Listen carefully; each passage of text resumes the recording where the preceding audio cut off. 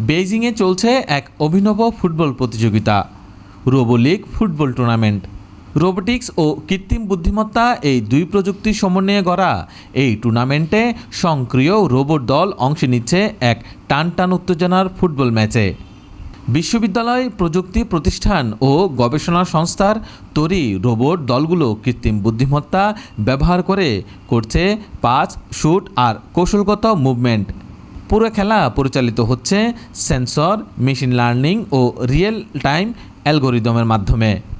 চীন, Japan, Germany এবং যুক্তরাষ্ট্রসহ একাধিক দেশের প্রতিনিধিত্ব করা রোবোটিক দলগুলোর অংশগ্রহণে রীতিমতো এক আন্তর্জাতিক প্রতিযোগিতায় রূপ নিয়েছে আয়োজনটি। অংশগ্রহণকারী একজন বলে উঠেছে, এটা শুধু খেলা নয়, এটা ভবিষ্যতের প্রযুক্তির মাঠ পর্যায়ের পরীক্ষা। এই টুর্নামেন্টে রোবট ফুটবলাররা মানুষের বিকল্প নয়, বরং খেলার কৌশল ও বিশ্লেষণে প্রযুক্তি কিভাবে সহায়ক হতে পারে তা পরীক্ষা করা হচ্ছে। বিশ্লেষকরা বলছেন, ফুটবল ট্যাকটিক্স শেখার পাশাপাশি রোবোটিক্স ও এআই নিয়ে শিক্ষার্থী ও গবেষকদের হাতে কলমে শেখার দুর্দান্ত সুযোগ এটি। আয়োজকরা বলছেন, রোবট ফুটবল ম্যাচ শুধু ভবিষ্যতের প্রযুক্তির ঝলক নয়, এটি দর্শকদের জন্য এক অনন্য অভিজ্ঞতা।